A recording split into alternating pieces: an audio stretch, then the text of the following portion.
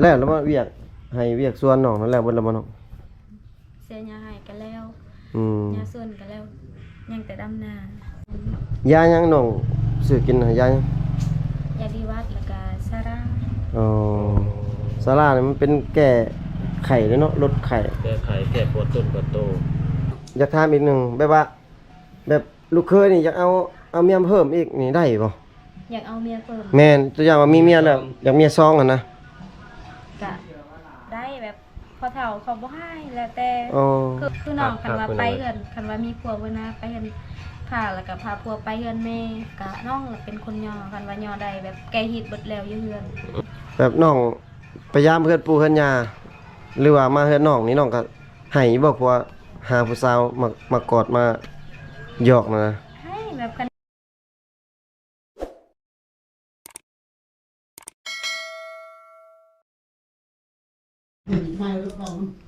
ตัวพี่น้องเว้ยมื้อนี้มาเยี่ยมยามทำข่าวน้องสาวหมึกน้องบ่ไกลเนาะบ่แทนเก่าพี่น้องคือเก่า3หนุ่มคือเก่าพี่น้องเว้ยลายมือแล้วบ่ได้มาหาน้องฝนบ่ได้ตกบ่น้องสบายดี FC เนี่ยลืมเลยสบายดีเด้อโอ้สายสิญจน์นี่งามเนาะบ่กันเด้อพี่น้องเว้ยแสดงว่าใช้ศีลนี่ขึ้นได้นี่นะงามคือเก่าเนาะน้องมีจักพื้นศีลน่ะน้องมึกสิ้นตัวนี้บ่ศีลนุ่งนั่นแหละรวมเบิดเลยรวมเบิดได้ประมาณ5พื้นพื้นแต่ตัวนี้บ่งามกว่าหมู่2พื้นแบบนี้เบิด2พื้นน้องตำเองบ่หรือว่าตัวนึงอันตำเองตัวนี้อันซื้อน้องคนแถวบ้านนี่ตำเองก็ได้บ่แบบนี้ได้แต่ขี้คร้านเท่าได้น้องซื้อนี่นะ500,000บ่นี่นะพื้นนึง500,000ก็งามอยู่แล้วพี่น้องประมาณ600 บาทพื้นนึงบ่แพงเนาะมันมีสินแพงกว่านี้บ่ฮอดบ่ล้านนึงมีบ่สินราคาล้านนึงงามพี่น้องเป็นสินยังสินจกอันบ่เพราะว่าราคาล้านปลายอันนี้สินยังนี่สินจกคือกันจกแต่ว่ามันตามสีเนาะมันลายรุ่นละมันมีลายยากลายง่ายเนาะลายมันลายสีลักษณะเนาะเขาเฮ็ดกระจกเขานะ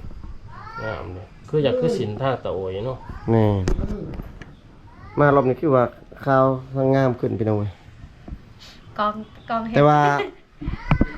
อย่าแปลกเด้อพี่น้องเว้ยอยู่ในคอน้องเพิ่นบ่สบายเนาะเพราะว่าก่อนเพิ่นทางทีมงานเฮามาสุดก่อนนี่ก็เพิ่นยังบ่สบายเศร้าแล้วบ่น้องหรือว่ายังไข้หวัดหน่อยนึง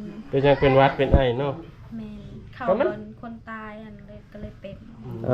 เป็นมาเลยเข้าบนคนเสียผู้เฒ่าหรือผู้หนุ่มเสีย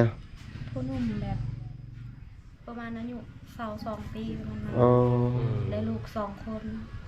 เพื่อนตัวเรือนนี้หน่อยนี่แม่เอาพัวเล่าหั่นบ่พัวเราแหละขับรถนี่ผู้ขับรถเป็นขี่ผู้เดียวกินเด้ผู้เสียหันเมียผู้เมียบ่เสียแม่นผู้หญิงผู้เสียชื่อนั่นชื่อเราตายือคนอยู่สดิอันบ่แม่นคนอยู่บ้านสดิเอาผัวอยู่บ้านข่อยเราเสียเลยแม่นจักปีคนน้อยๆประมาณ20ปลายนะเบิ่งคน2 ปีได้เนาะตอนนั้นแล้วลูก2 คนเนาะแม่เป็นไข้บ่น้องหรือว่าได๋แม่นเราเป็นไข้เจ็บบนหน้าอกแล้วก็แบบมีไผอยู่เฮือนมีแต่ลูกเรา2 คนแบบมันเป็นกระทันหันตอนเช้าหัวใจล้มเหลวแม่นไปของหมอบ่ทันอยู่เหินพี่น้องตอนเช้าเราก็ยังเฮ็ดกินแล้วก็กินข้าวนำกันกับพัวเรากินข้าวแล้วก็ไปตึกเบ็ดบ่ฮู้ว่าเราก็ฮู้ว่าเราเป็นไข้แบบเป็นกระทันหันแบบนอกบ่เดียวเลยเอาบ่ทันเนาะบ่กันนอกก็ระวังได้มาเจ็บหน้าอกนะแม่นต้องได้กวดเช็คสุขภาพตายหย่อนหน้าอกต้องได้เช็คตลอดได้น้องเป็นหนักก็ลำบากแฮงถ้ามันบ่ขึ้นก็บ่เจ็บเนาะถ้ามันขึ้นเจ็บแฮงบัดเดียวหายใจบ่ออกกันมันขึ้นแฮงมันตันหัวใจเนาะผู้ได้นอนทางหลังน่ะน้องชายแต่น้องชายนอนเราบ่ได้นอนผู้เดียวข่อยนอนแม่ยังเราบ่ได้นอนได้ยางนี่เบิดคืนเราไปลิ้นตลอดแล้วก็นอนอยู่เฮือนหมู่เลยแล้วเวลาหลับแสดงว่าผู้ชายนี่ก็ไปนอนอยู่เฮือนบ่าวโสดคือกันบ่แม่นไปนอนนำหมู่ลักษณะมันเป็นจังไปดินเช้าง่ายเนาะบ่าวไทยเนาะนัดกันไปเลยใช่ว่าน้องชายนอนอยู่นี่แล้วก็น้องนอนอยู่ห้องบ่น้องบัดพ่อแม่ด้วยซะนอนอยู่เฮือนครัวแสดงว่ามีแต่น้องนอนอยู่เฮือนใหญ่ผู้เดียวแม่นห้องอยู่วันเก่าที่ห้องน่ะ อยู่วันเก่า เออ เราเจ้าเดิมเนาะ อ้าวพัดลมคือว่าออกมาตั้งไว้หน้าฟ้าอยู่ เพแล้วตัว เพพี่ช่างมันเพทรายมันบ่น้อง แม่นูกัด ต่อสายไหม นูกัดสายไฟ อืม จักมือเลยซั่นมันเพนะ โดนแล้วตั้งแต่น้องหักกลับมาแต่ไปเฮ็ดเวียกอยู่เวียดนั่นแล้วก็ปะอยู่ห้องบ่มีไฟใส่เบิดมาแล้วก็ เบิดเลย การให้เนาะ อ้าวพ่อแม่น้องก็บ่ได้เปิดพัดลมเนาะ บ่แบบก็นอนอยู่หั่นแล้วก็บ่มีใส่บ่มีใส่ อากาศบ่ร้อนบ่กลางคืนน้องบ่เปิดนะร้อน อืม เฮ็ดได้ก็นอนรับเคยเปิดพัดลมเลยใช่ เอาเจียวแล้วก็พี่จังนอน บัดพ่อแม่พัดนอนอยู่เฮือนครัวบัดนึ่งข้าวตอนเช้านี่น้องแม่บ่ลุก แม่ บัดตอนค่ำๆตอนแรกนี่น้อง ตอนค่ำคันน้องอยู่เฮือนก็นอนคันพ่อแม่ อืม เที่ยวกับเขาแบ่ง ตำข้าวดิเจ้าบ่ตำแต่พ่อแม่ ตำเขา ตำ อ่ะ ข้าวก้อยตำแล้วก็ไปซี่เอาไปซี่เฮือนนะซาว อืม ทำให้มันมุนๆหนิดนึง ตำมูลดิซีเนาะ คันให้ตำเขานี่แล้วเลย บ่ไหวว่ะ ก เป็น ก อ ห ยู่ นึ่ง ที่น้องเป็นอยู่ที่ บัดมือบ่แล้ว อืม เป็นอะไรบ่มีแห้งบ่หรือว่าสากง่ายย่อมบ่ขึ้น ตำเป็นอยู่แต่โดนแล้วบ่ได้ตำมันก็เมื่อย ตำหน่อยหนึงเลยมีแต่ไปซีโลดเนาะ แม่ เพราะว่ามันมีโรงซีแล้วพี่น้องเฮือนนอกบ่มีโรงซีหรือว่าเฮือนพุ่น บ่อยู่เฮือนนะบ่าวข่อยละบ่มีจังซี่ ไปซีนำข้าวเจ้าเอง ได้จ้างบ่ บ่ได้จ้างแบบเพื่อนพี่น้องเขาเอง อืมบัตรค่าไฟได้บ่ได้เสียมเขาเจ้าบ่บ่ บ่ อืม ค่าไผก็บ่ได้เสียแบบพอค่อยเก็บเอง อ๋อ อาศัยแบบเปอร์เซ็นต์ เอาเปอร์เซ็นต์เนาะ 400 300 500นะปลายมันพี่น้องแบบเก็บค่าไฟ อ๋อสรุปแล้วในบ้านนี่มีแต่พ่อเจ้าเนาะเก็บค่าไฟเนาะแล้วไปมอบให้เขาเจ้า ไปมอบอยู่เมือง บ่เขาเจ้าไปเอาอยู่เฮือนพี่เขาไปส่งแล้วก็เขาไปเอา แล้วมาเวียกให้เวียกส่วนน้องนั่นแหละเบิดแล้วบ่น้อง เสียยาให้ก็แล้ว อืม ยาส่วนก็แล้วยังแต่ดำนา ข้าวให้งามอยู่บ่ บ่มีเลย ครับ เฮ็ดก็บ่มี เฮ็ดได้ตายเหมือนบ่ กะว่าสิกุมกินอยู่บ่ปีนี้ฮะ บ่คันว่ามันเป็นกะเป้าหนึงก็บ่ฮอดเขา โอ้ แต่เสียยาแบบปลูกไม้บิ๊กก็เลยเสียกันบ่ อ๋อ มีไม้บิ๊กก็ ปลูกไม้วิกอยู่ในหญ้าอยู่ในไฮนั่น แม่ แสดงว่าอาศัยแต่ถ่าข้าวหน้าพุ่นเลยเนาะ ใครอยู่หนองมีนาครับพอได้แก้ ประมาณจักสอบข้าวหน้าฮะ คันว่างามกะแต่ละปีได้อยู่ประมาณ10ปลายสอบแบบ โอ้ ซ้ำราคาเฮือนเฮ็ดนำกัน ปั้นกันบ่ได้สิไป แม่ แบ่งกันเนาะ ซื้อข้าวมาเพิ่มแต่ละปีนี่ประมาณจักสอบ หลาย ฮอดบ่ อืม ชัวร์สิฮอดแบบฤดูกาลได้เขาได้บ่ประมาณ20สอบ นั่นแหละประมาณนั้น อ๋อโตพี่น้องเอ้ยหนักเนาะบ่ไกลเนาะ สำคัญเขาบ่กลุ่มกินพี่น้องเอ้ย แสดงว่าบ่คุ้มกินเนาะบ่ไกลเนาะเฮ็ดไร่เฮ็ดนาแต่ละปี คือเขาว่าเนี่ยคันมีข้าวบ่มีอาหารก็ยังพอมีเงินเก็บเขาว่า มี คันบ่มีข้าวแล้วก็ถือว่ามันเบิดตัวได้พี่น้องเอ้ย บ่ได้เงินมากก็ซื้อข้าว ปีนี้ตายเลย อืม เขาให้ก็บ่งามเขาหน้าเดือน7ก็ยังบ่ได้ดำนา เพราะว่ามันแรงในช่วงหนึงเนาะ แม่น เพราะว่าปีนี้มันเป็น8 2คนพี่น้องเอ้ยคนแรก เนาะ ก็สิหลายอยู่คนอึดเขา แม่นแล้ว เพราะว่าให้มันแห้งมันแรงพี่น้องน้ำ2เทื่อ3เทื่อเพิ่นจังได้เขาบ่ได้กินยาบ่คือว่าน้องสูบขี้มูกรู้สึกอยู่ กินแต่ยาเบิดแล้วบ่ได้ไปซื้อ อืม จักมื้อกินยาจังเช้ากินนะ เมื่อวานนี้เบิด อืม เอาก็เบิดเมื่อวานนี้ ซื้อมาจักแพงหนึง2แพง ซื้อมา3แพงแต่น้องสาวลงนาบ้าวก็เลยให้ ยายังน้องซื้อกินน่ะยายัง ยาดีวัดแล้วก็ซาร่า อ๋อซาร่านี่มันเป็นแก้ไข้เด้อเนาะลดไข้ แก้ไขแก้ปวดต้นปวดโต คือน้องบ่ไปซักเอาบ่ซักให้มันลงไว้ ไปซักแล้ว ซักนี่ไว้ได้อซักนะน้อง เมื่อวานนี้ไปซักแล้ว จะเข้มซักนะน้องตัวอย่างน้องเป็นไข้ ข็มหง อืม ยันเข้ม ยาเข้ม เค็มเนาะเค็มหน่อยเพิ่นย่าน โตบางงานกับยานเข้มหน่อยๆพี่น้องเอ้ย แพทย์อยู่ไสอยู่ในบ้านนี่บ่ หมออยู่เมือง โอ้ไปซักอยู่เมือง คงหมอพุ่น แม่น อันนี้แหละพี่น้องเอ้ยคือบางคนเพิ่นว่า เป็นจังว่า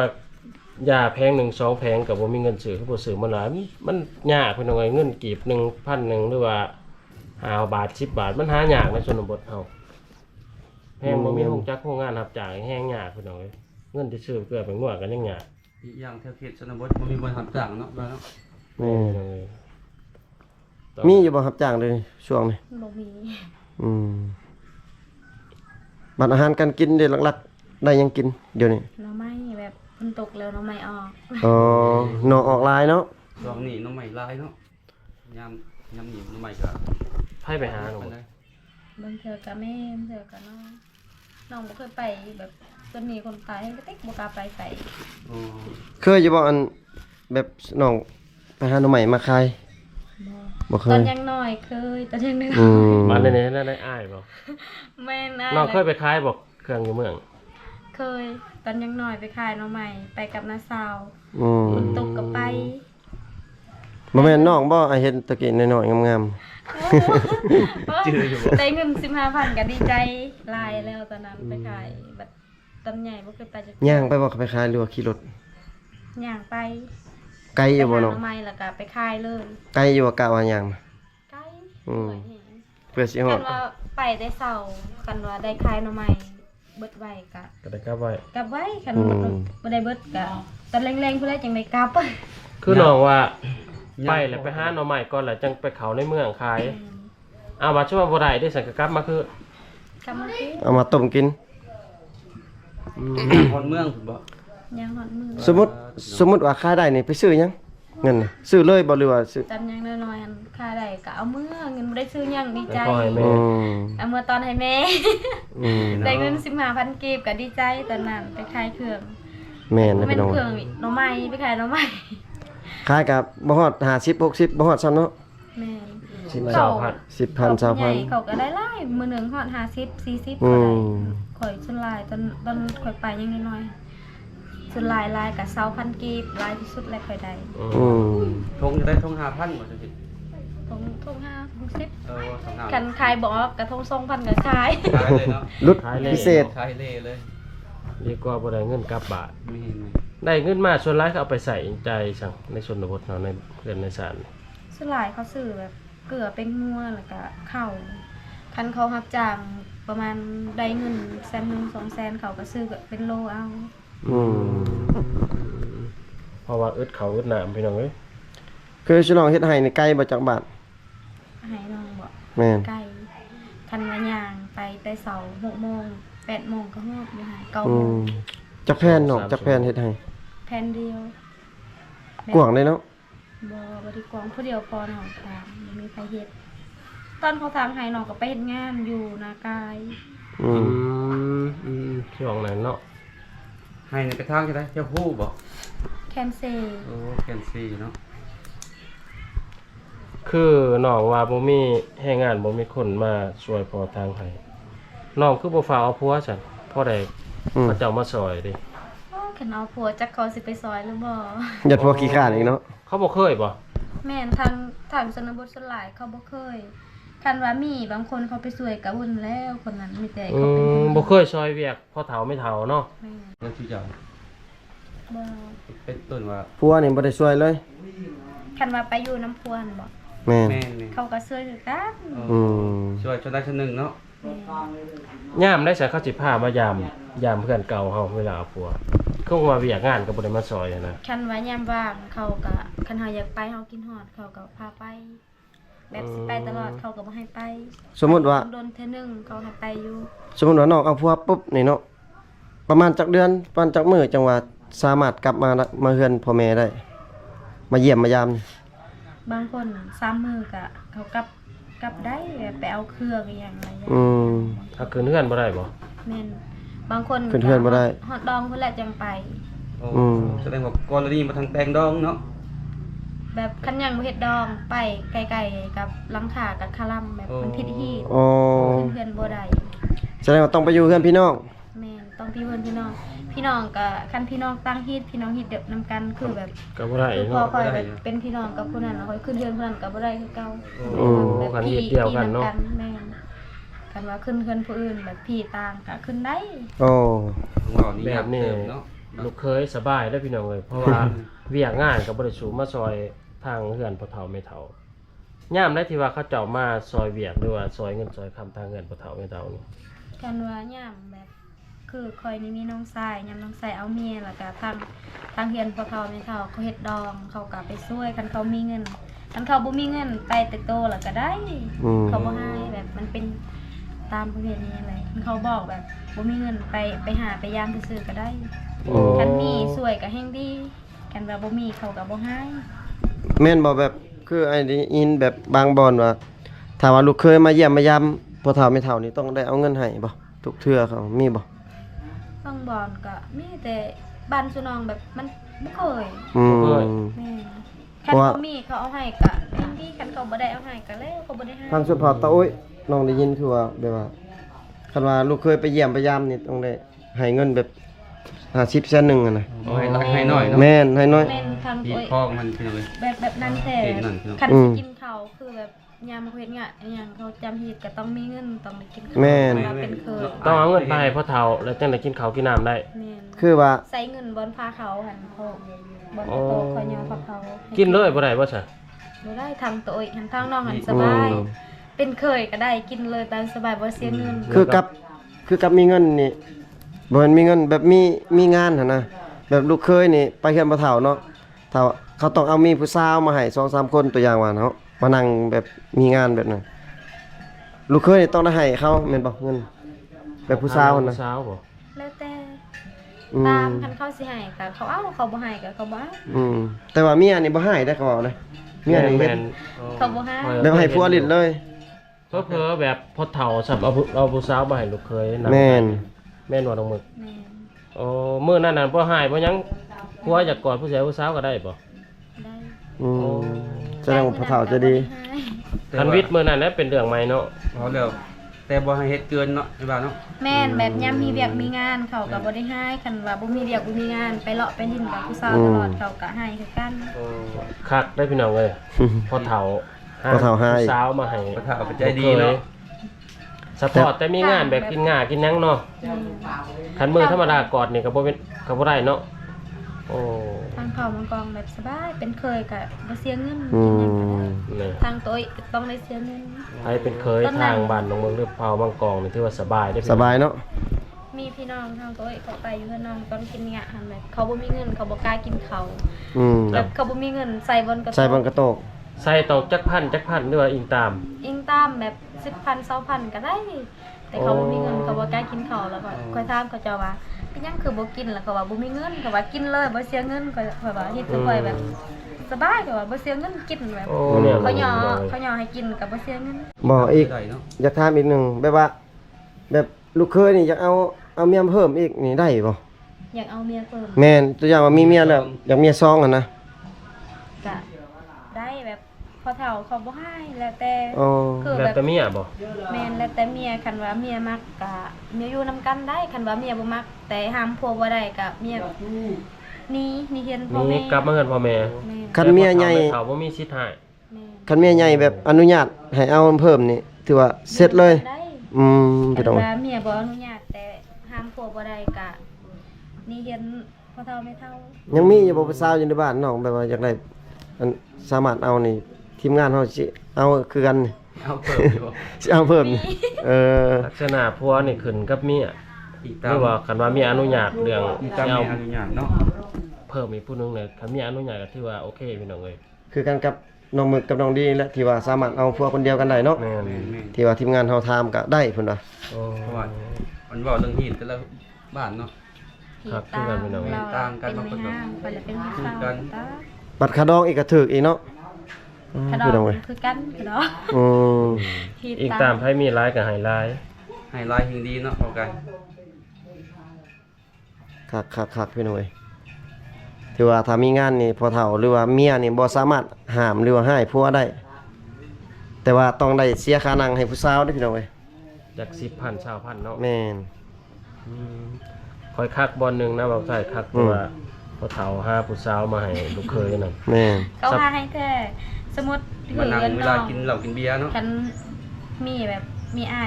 ยแหละไปหาให้ลูกเคย อืม สาวน้องเคยผู้สาว เอาผู้สาวพอเฒ่าเอาผู้สาวมาให้ลูกเคยนั่งไก่แล้วก็จับบ่ายก็ได้เนาะ แม่ เมียบ่หายแล้วก็ทางครอบครัวก็บ่หายเฉพาะมื้อนั้นพี่น้องเพราะว่าเขาจะมีงานถ้าว่ามีงานเนี่ยห้วย กอดผู้สาวก็หายกัน ทา แม่ ง เนาะ ยีดพี่น้องคันว่ามีงานแล้วก็มีเคยมาคันว่าบ่ได้เอาผู้สาวให้เคยยันเคยให้อีกก็ว่า อ๋อ เรื่อง เท่าบางเทื่อก็ไม่เท่าคันว่ามีลูกไผ่ก็ให้ลูกไผ่ยอม อืม คือน้องคันว่า ครับ ไปเฮือนคันว่ามีผัวเบิ่นะไปเฮือนพาแล้วก็พาผัวไปเฮือนแม่ก็น้องเป็นคนย่อคันว่าย่อได้แบบแกฮิตเบิดแล้วอยู่เฮือน อืม สมมุติว่าน้องมีผัวได้แบบว่ามื้อหน้าเนาะ เลย แบบน้องไปยามเพื่อนปู่เพื่อนยาหรือว่ามาเฮือนน้องนี่น้องก็ให้บ่ผัวหาผู้สาวมากอดมาหยอกนะ ให้แบบคันมีแบบมีงานบ่มีแบบบ่มีงานก็บ่ให้ อืม เพราะแต่ กอดได้แต่ยามงานเนาะ ยาม นั่งไกลได้แต่ยามงาน แสดงว่าน้องสาวมึกก็ใจดีอยู่ ใจดีใจกว้างอยู่พี่น้องเอ้ยไผมักฮักกะจัดไป ยิงแล้วยากคันว่าเอาผัวแล้วขนาดสิจับนั่งกินเบียร์น้ำหมูก็ยังบ่ได้ พิดฮีดบ่ บ่ได้ผิด นั่งอยู่ในวงนั้นบ่กินก็บ่ได้อีก พยายามเขา แต่ว่าผู้หญิงนี่บ่ได้เฮ็ดคือผู้ชายบ่ได้เนาะ แม่ คนละ เสียเปรียบพี่น้องเว้ย คันเว้านํสิได้อยู่ดีเว้า ได้ ได้เนาะเพราะแต่ว่าเวลาคิดอยู่แบบนั้นบ่ได้เนาะ โอ้ครับอยู่พี่น้องเอ้ยอันไผมักฮักกะฝ่ากมาแต่งมาขอเด้อพี่น้องเอ้ยเพราะว่ามันเป็นเคยทางนี่สบาย แม่นเฟซน้องอันนี้คือเก่าติ นั่นคือเก่าบ่ได้เปลี่ยน อีน้องหมึกตัวอ้วน แม่น ภาษาลาว ตัวไทย ตัวไทยเนาะพี่น้องเนาะ ถึงมาตอน ทักหาน้องเพิ่น แล้วพี่น้องเอ้ยเพิ่นก็บ่ เพิ่น ส ว่า บาย ในนี่บ่มี FC ทักหา มีอยู่ประมาณ 3-4 คนบ่น้องมึก แม่น ก็พักมักฮักก็ทักหาน้องในพี่น้องเอ้ยเพราะให้น้อง บ่เงา บ่เหงาม่วนซื่นมีคนทักแชทตินนำ นี่ ในเฟซได้เห็นแต่น้องจมว่าโอ้บ่มีคนแชทตินนำมีแต่นอนว่ะเบิ่งหนังสันหนังหยังไป สมมุติ เงาแห้งบ่ สมมุติว่าเพิ่น FC เพิ่นสิมาเยี่ยมมายามนี่มาได้บ่น้อง มาได้คันว่าอับได้ อืม เพิ่นน้องแบบนี้แหละ มาดินมาเที่ยวว่า บ้านน้องจดเนาะถือว่าถ้าบ่ได้ FC ท่านใดรับก็สามารถมาได้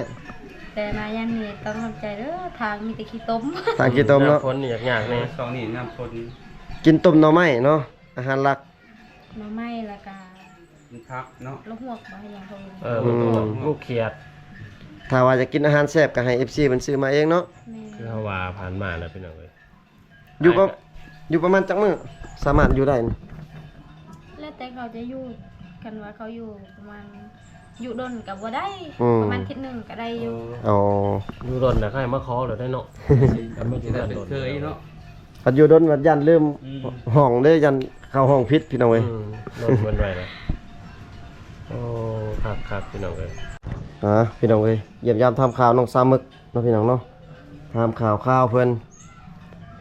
นว่าถือว่าฮีตเพิ่นนี่ถือว่าโอ้คักพี่น้องเอ้ยถ้าว่าผู้ใดได้ไปเนาะพี่น้องเนาะคือน้องว่าหั่นแหละหยอกผู้สาวได้พี่น้องเอ้ยขอแต่ว่าอย่าลงลึกเกินหยอกอยู่ในแบบพอดีพี่น้องก็สิ่งสำคัญก็คือสามารถเอาเมียเพิ่มได้พี่น้องคลิปนี้กับบ่าวไทยก็จะได้ขออนุญาตปิดคลิปไว้ก่อนพี่น้องเอ้ยอยู่ดีมีแฮงเบิดสุขทุกคนถึงหวยรวยเลขบ๊ายบายนี่น้อง บ๊ายบาย